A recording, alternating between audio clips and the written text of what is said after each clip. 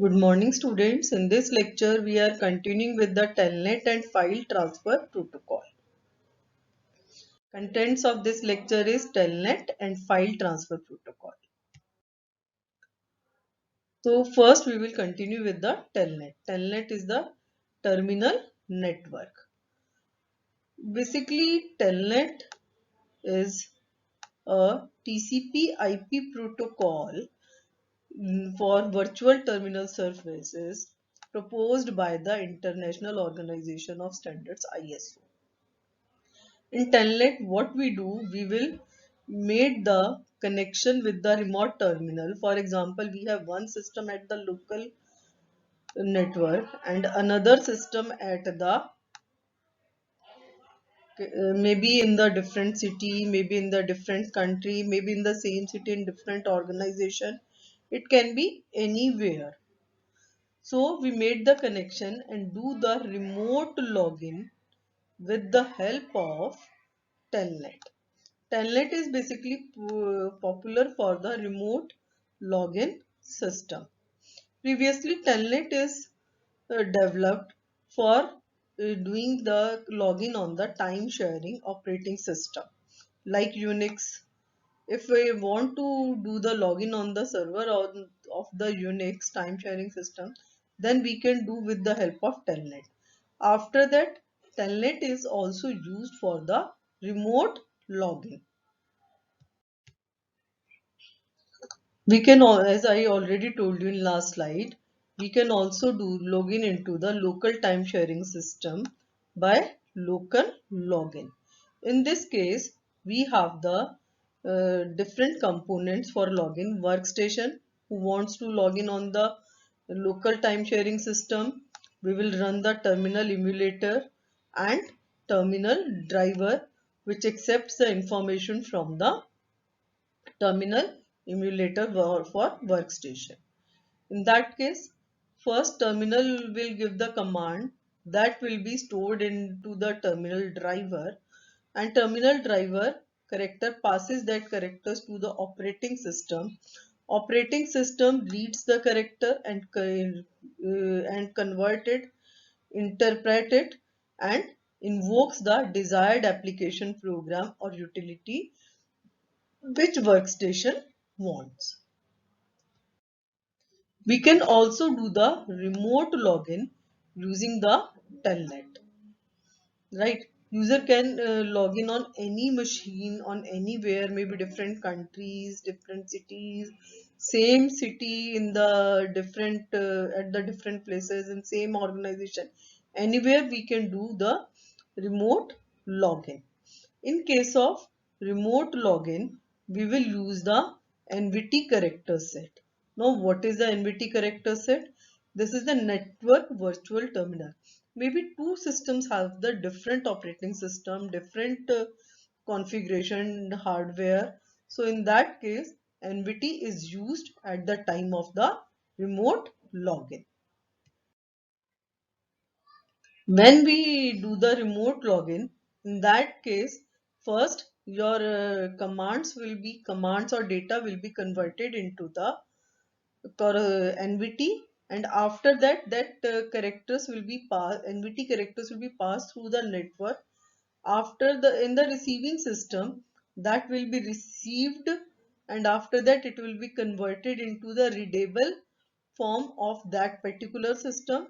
In this we have the pseudo terminal driver which further communicates with the particular application. In next slide we will show you with the help of diagram also. Here first we study the NVT. NVT is basically 8-bit character set in which 7 lowest bits are same as ASCII. Highest order bit is different. Why highest order bit is different? Here we are sending the two types of data. One is the control, another one is the information usage data.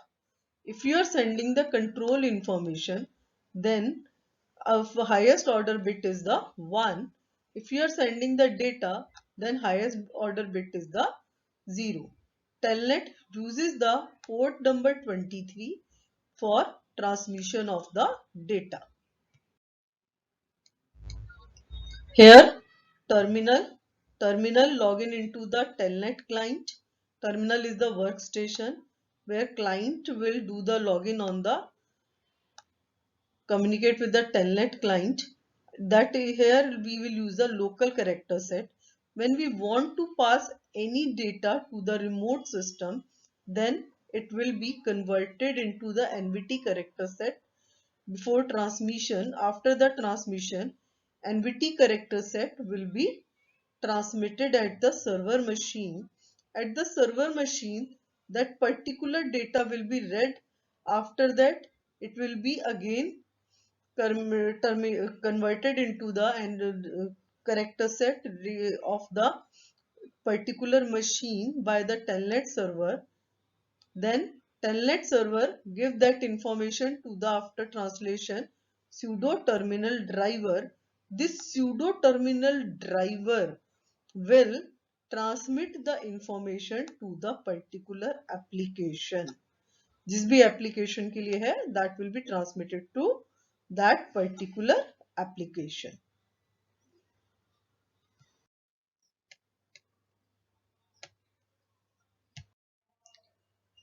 In file transfer protocol, there may be both systems having the file with the different naming conventions, right?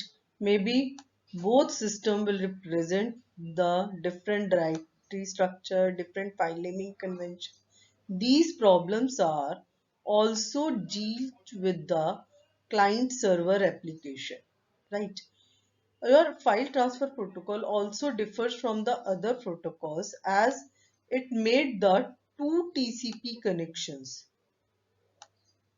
Two TCP connection, one control connection,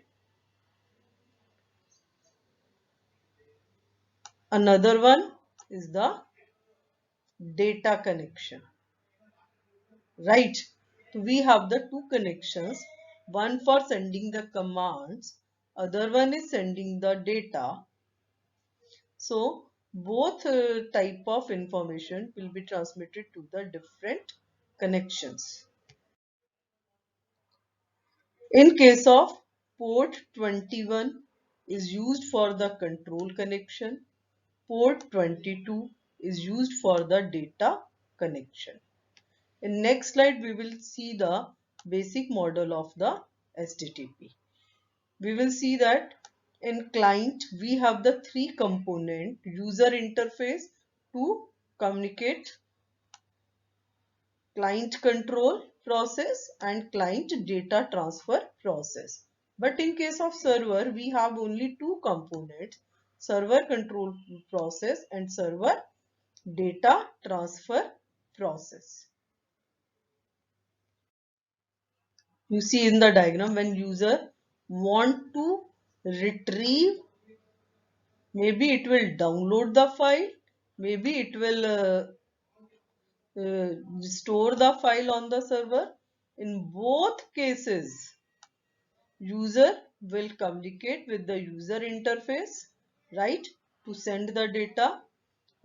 After that, control process made the control connection with the server. For example, whenever you access the server, then it will verify you with the help of username and passwords. So in that case, some commands or connection will for the you can say preliminary process of data connection. You will have to you will have to run the control process for the same.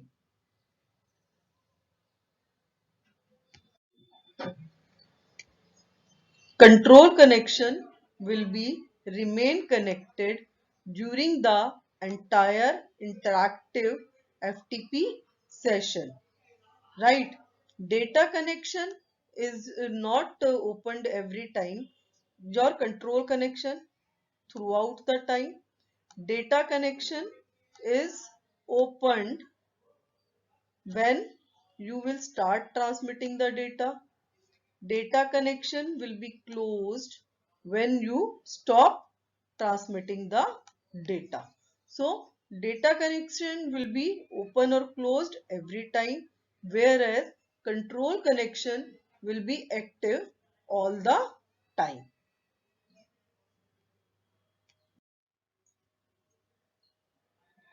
FTP uses same approach as SMTP to communicate across the control connection. Here, whenever you do the control process, then it will use the 7-bit ASCII character set. Communication is achieved through commands and responses. You will give some commands, you will get some response. That will be done in the NVT ASCII mode. FTP communication over the data connection. However, data connection will work, right? Whenever you do the file transfer, FTP means one of three things.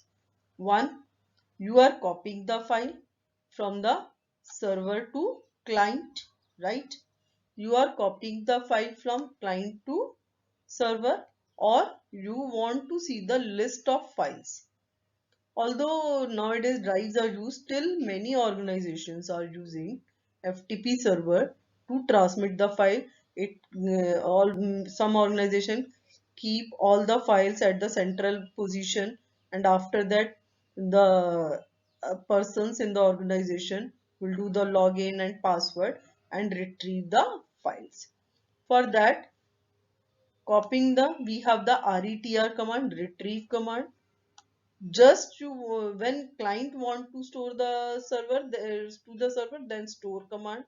For list of directory, we will have the list command. The client must define the type of file to be transferred and the structure of data and the transmission mode. Three things we need to mention when we want to transmit the file. Before sending the file through data connection, there must be some transmission mode which will be specified to transmit the data, right? So here is a three things we have to specify. What is the type of file? What is the data structure? What is the transmission mode?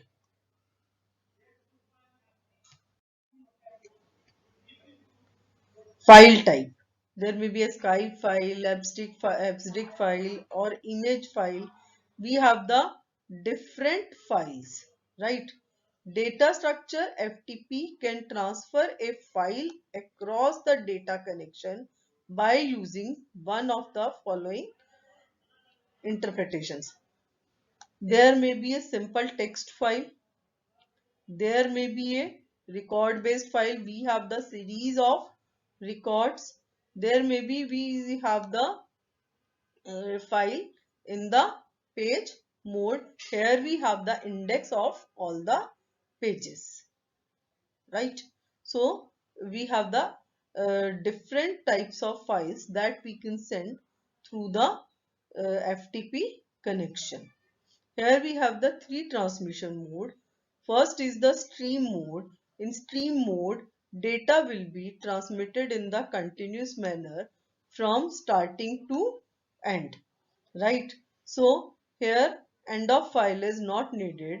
End of file is just when you close the connection, that is the end of file. In case of record structure, we will have 1 byte at the end of record. In case of end of file, 1 byte at the end of EOF end of file character. In block mode, we have the number of blocks. Here we have the 3-byte header. In case of first byte represent the block number, you can say, and next 2 bytes will represent the size of the block. That may be 512 MB, 1 MB, 1 GB according to the your system. Third one is the compressed mode. Compressed mode means our zip files. When we transmit any data in the compressed mode, then our file will be in the compressed mode. How our file will be compressed? Maybe we have some information which is repeated over the file. In case of text file, there is a spaces, there is some particular character will be repeated multiple times. Then this type of information will be have the single frequency stored as a single frequency. In that case, our file will be compressed. This is the FTP modes to transmit the data. In this case, we have uses the references of the Behroj A. Frozen data communication and networking.